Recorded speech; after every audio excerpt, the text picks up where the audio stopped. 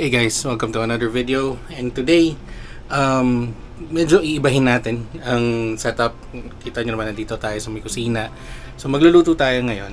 And sorry, medyo umuulan-ulan kasi ngayon. So nahihirapan tayong pumunta sa mga stores para ma-review. Pero for the meantime, since nagtataasan na naman ang mga presyo ng ating mga bilihin. So, ang ginawa ko is recently, nagpunta ako sa Novaliches Bayan sa may palengke. And mahilig kami bumili ng mga I think processed foods or yung mga frozen foods for emergency purposes. Kaya ang dami kami frozen goods sa may freezer kasi minsan gawa ng kabisihan hindi kami nakakabili ng mga lulutuin. So ang ginagawa namin is bumili ng frozen foods para mas mabilis. Kuha na lang sa freezer, tapos luto na lang kagad. And one of the things na hinahanap talaga namin is yung sisig. So kasi si Blitz mahilig sa sisig. And nakakita kami ng ito. So this is the first one, yung McKenny. Yan, McKenny sisig. And then ito, Pinoy Kapampangan. Ayan.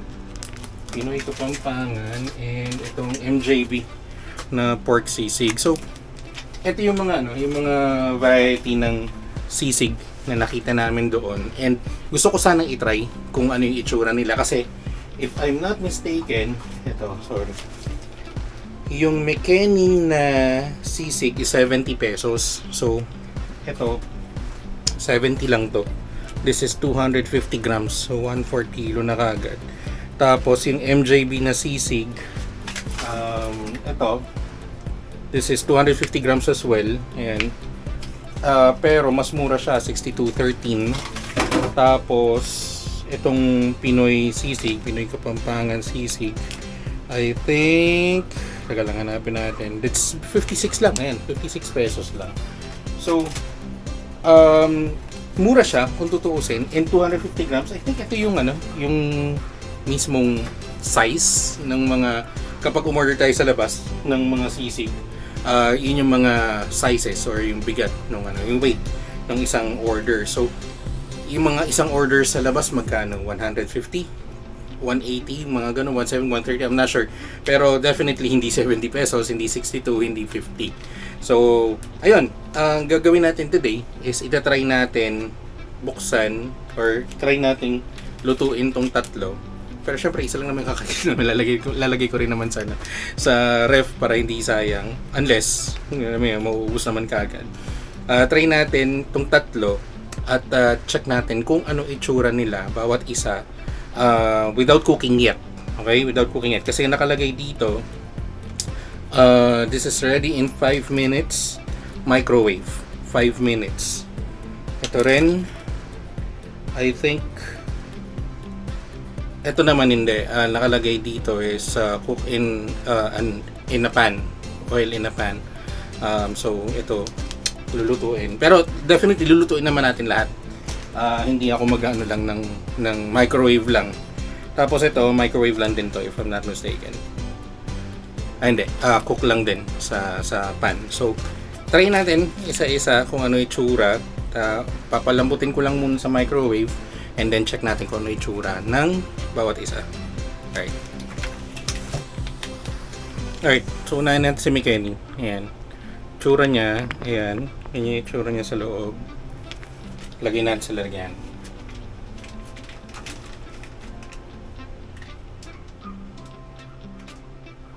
Alright. So I'm not sure kung nakikita nyo. Ngayon siya. Ngayon, iyan na muna natin. Microwave natin siguro mga 2 minutes, 3 minutes. Tapos check natin kung ano itsura. Alright, MJB pork sisig. Kakakat ko lang. So frozen again. Tingnan natin itsura niya. Medyo mahirap tanggalin at frozen nga. Wait lang. Ito yung sa MJB. Right out of packet yan. So hindi pa yan na microwave. Naka-microwave pa si McKenny. So after nun, ito naman Yung pangatlo, Pinoy sisig. Okay, Pinoy Kapampangan. Ito naman ang itsura niya. Yan, parang siya yung mas buo-buo. Yan, tapos na yung ano. Tapos na yung Mikeni. Sunod natin si MJP. Okay, tapos na yung kay Mikeni. Ito na yung itsura niya. Yan. I'm not sure kung nakikita nyo. No, wait lang. Yan siya. Yan. So, mas nakikita na yung mga laman-laman niya. Pero, ang pinakamalapit dito na, comparison is yung, yung sisig na basa. Yung tinatawag na sisig na basa. I think yung sa sisig Kapampangan, ganyan talaga. No? Yung medyo basa-basa. Check natin si MJB. Tapos, excuse me. Check natin si MJB. Tapos, check natin si Pinoy Kapampangan.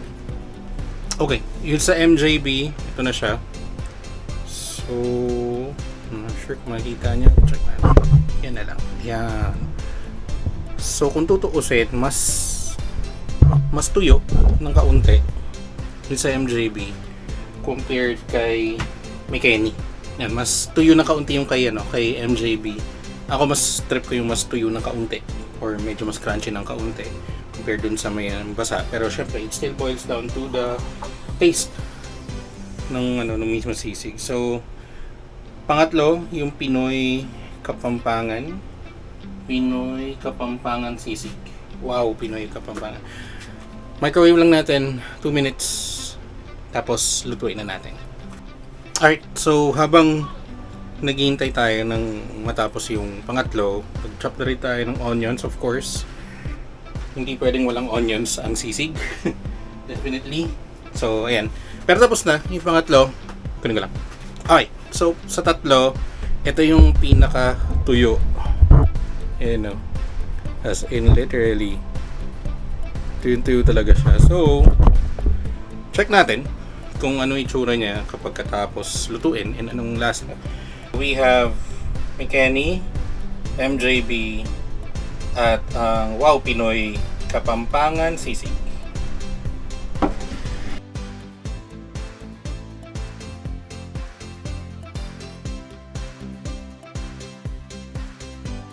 Okay, tara, lutuin na natin.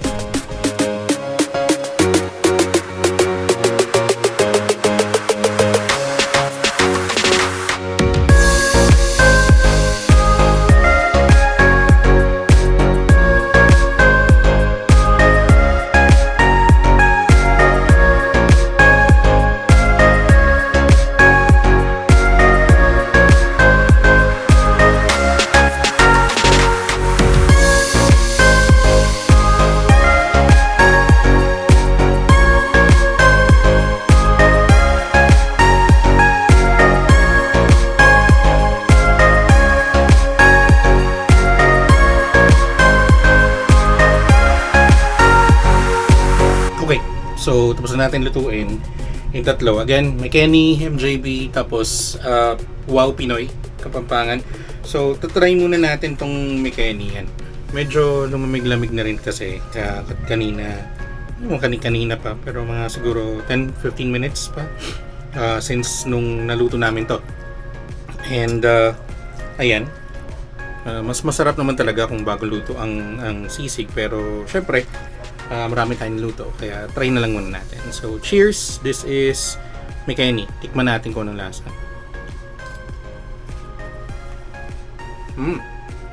Okay. Dun sa mga nagpunta na ng Pampanga or kung napanood nyo yung last na punta namin ng Pampanga na video, yung onyang na sisig, halos pareho. Halos pareho nung lasa. As in, ilagay mo to sa isang sizzling plate, kasi serve mo siya, iyan mo, ibenta mo ng 150, hindi mo papansin. Kasi una, ang dami ng serving, 250 grams. Lagyan mo ng sibuyas, tapos lagyan mo ng kalamansi, then definitely, ang sarap nun.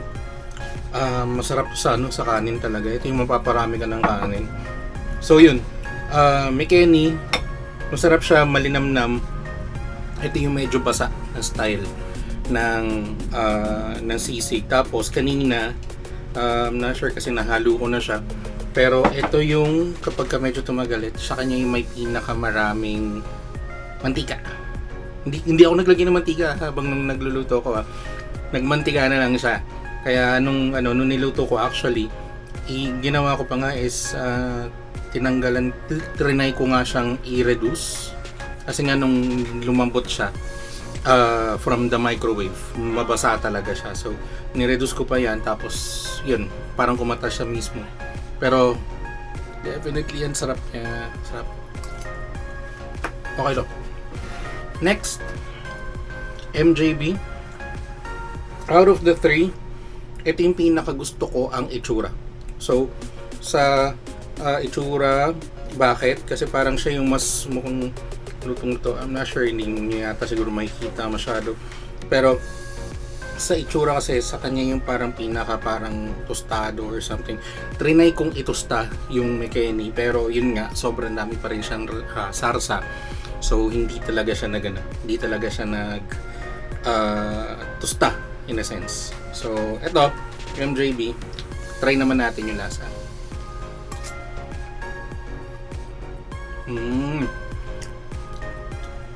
Siguro, may kasamang to. Hindi ko alam baga, atay, something medyo malakas yung, medyo dark na malakas yung lasa. Tulad ng mga atay, ng mga puso, ng utak, mga ganun. Pero masarap.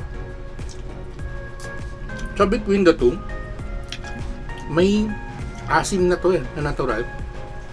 Yung McKenny kasi wala akong nilagay na kalamansi sa lahat. Wala akong nilagay ditong kalamansi sa McKenny, sa kanila, sa MJB, pati dito sa may Pinoy. Pero may angking angking asim. Sarap. Okay siya. Ito yung masarap sa pulutan. Yung isa masarap sa kanin. Ito masarap pag pinulutan. Yun, yung MJB. Tipin mo kanto 62. Yung lakas na. Sorry. Lakas ng kulog. Anyway, ayun, tapusin natin bago pa lumakas ang ulan. Wow Pinoy, ito, pinakamalapit sa kanya na naiisip ko, Sisig Hooray. Ayan, kung ikaw may ilaga Sisig Hooray, magugustuhan niyo to. Pero tikman natin.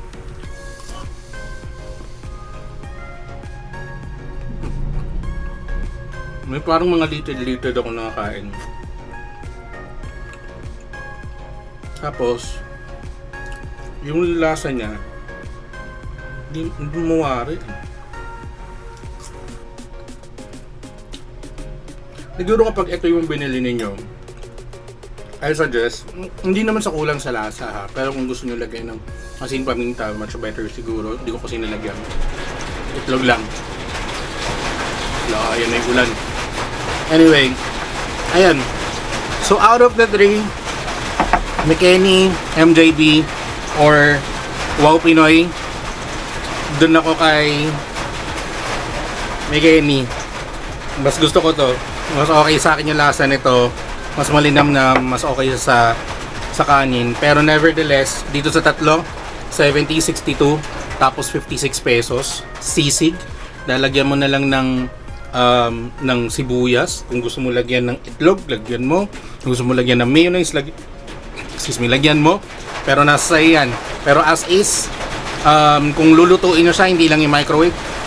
Sorry. Kung lulutuin nyo siya, hindi lang microwave, okay na okay siya.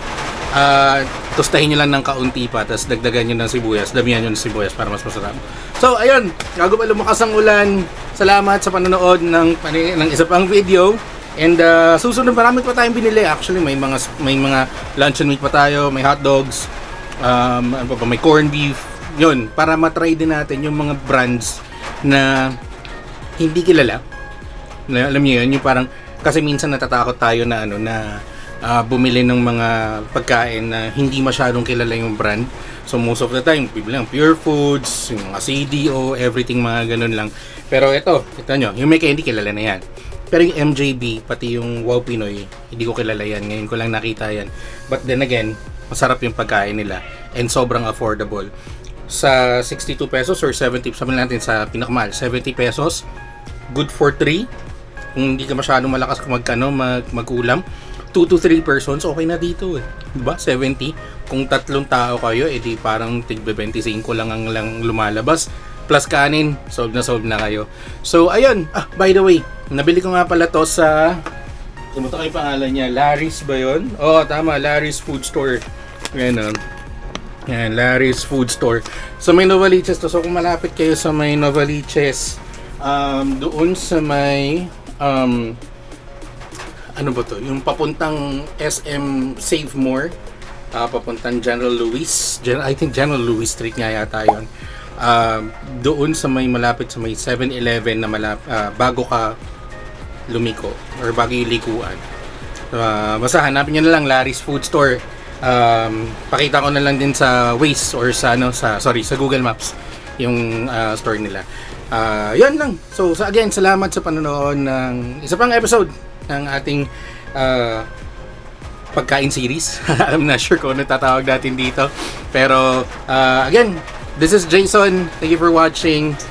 At marami pa tayong papanoorin or itatry na iba pa mga brands sa susunod. Alright? Thank you for watching. If you haven't subscribed to this channel, please subscribe. Click on the subscribe button and the notification bell down below. Follow nyo na rin ako sa may Facebook natin na Jason Stacy Voyage.